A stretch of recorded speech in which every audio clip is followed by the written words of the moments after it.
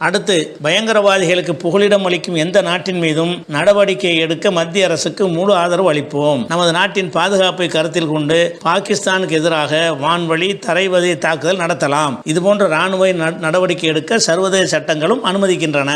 இவ்வாறு ஓய்சி கூறியுள்ளார். அப்ப ஓய்சி இதுல சிந்து நதி விஷயத்தை அவர் சொல்லவே இல்லைன்னு எனக்கு மறுப்பு போட்டிருக்கிறாங்க. அவர் அப்படி சொன்னார் என்று தினமலர்ல நியூஸ் வந்திருக்கிறது. ஓய்சி மறுக்கல. பேரை கேட்டுக்கிட்டு செஞ்சாங்க. பிஜேபி பரப்புற காவிகள் பரப்புற பொய்யே இவரும் பரப்பியிருக்கிறார். அதுக்கு இவங்க வாயை துறக்க காண மறுப்பு சொன்னவங்க. அடுத்து என்னன்னு கேட்டா, போர் செய்யறது சர்வதேச சட்டங்கள் வரவேற்கிறது, அனுமதிக்குதுங்கிறார். நிபந்தனைக்கு உட்பட்டு தான் வரவேற்கிறது. முதல்ல ஆதாரங்களை காட்டிட்டு தான் ஒரு நாட்டின் மீது போர் தொடுக்க முடியும். அது அந்த விவரம் கூட தெரியாம இருக்கிறார். நான் சொன்னேன். நான் சொன்ன விஷயங்கள் எல்லாம் தினமலரில் அவர் சொன்னதாக வந்திருக்கிற செய்திகளுக்கு மறுப்பு தானே தவிர, அதுவும் என்னிடத்தில் ஒருவர் கேள்வியாக கேட்கும் பொழுது இந்த செய்தி உண்மையா இருந்தா அதுக்குரிய பதிலை தான் நான் சொல்ல முடியும். அப்ப இதுக்கு பதில் சொல்லாம என்ன செய்யறாங்கன்னா, அவ்வளவு பொய்யின்றாங்க போற போக்கில். அப்படின்னா சொல்ல கிடையாது. அவரு சிந்து நதி கண்டிக்க தான் செஞ்சாரு. கண்டிச்சாருன்னா இதில் ஆதரிச்சார், இதில் வந்திருக்கு, ஏன் முரண்பாட வருது, அதை நம்ம கவனிக்கணும். அது போக இவருடைய அந்த பல விஷயங்கள், அந்த ஒரு துப்பாக்கி சூடு காரில் நடத்தினா நாடகம் ஆடினார்ல, அது சம்பந்தமா நான் 4 வருஷத்துக்கு முன்னாடியே கேள்வி கேட்டிருக்கிறேன். அதுக்கு வரைக்கும் இன்னைக்கு வரைக்கும் அவர்கிட்ட பதில் வரல. ஆள் யாரு, இந்த துப்பாக்கி, அவன் எந்த பேக்ரவுண்ட்ல வந்தவன், எந்த இயக்கத்துக்கான,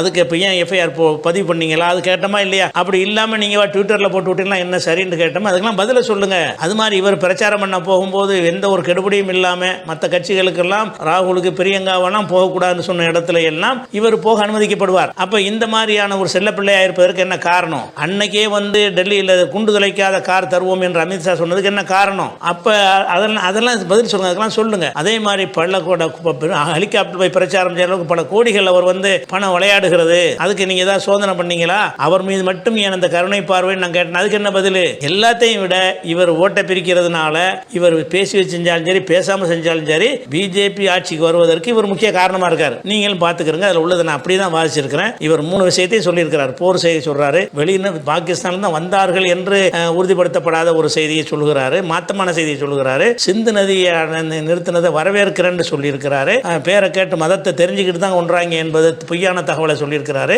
அப்படி காவி அப்படி வாந்தி எடுத்திருக்கும் போது அவர் மீது கோபம் வராம, அவர் அமைப்புல இருக்கிறாருங்கிற காரணத்துக்காக வேண்டி உருது வேற காரணம் காட்டினார். உருது மொழினால அவர் பிடிக்கல. அவர் ஆரம்ப காலத்தில் போராளியா மட்டும் அடையாளம் காணப்பட்டார்ல, அந்த நேரத்தில் அவர் அழைத்து நாங்கள் இங்க நிகழ்ச்சி நடத்தி இருக்கிறோம், பார்க்கிறவரெல்லாம் கலந்து கொண்டு உங்களுக்கு தெரியும். அப்ப நம்ம உருதுங்கிற அடிப்படை நம்ம பார்க்கறதே கிடையாது. இதே ஓய்சியை பற்றி 2 வருஷத்துக்கு முன்னாடி நான் பேசியிருக்கிறேன். இந்த தேர்தல் ரிசல்ட்டை வச்சுக்கொண்டு ஒவ்வொரு தொகுதியிலும் இவரால் என்னென்ன பாதிப்பு ஏற்பட்டுச்சு என்பதை எல்லாம் புள்ளி விவரத்தோடு பேசியிருக்கிறேன். அதனால இவர் பாஜகவுடைய பி டீமாகத்தான் இருக்கிறார் என்ற சந்தேகத்துக்கு உங்கள்கிட்ட ஆன்சர் கிடையாது. எனது விமர்சனத்தில் எந்த ஒரு தவறும் கிடையாது. கரெக்டாக தான் சொல்லியிருக்கிறேன்.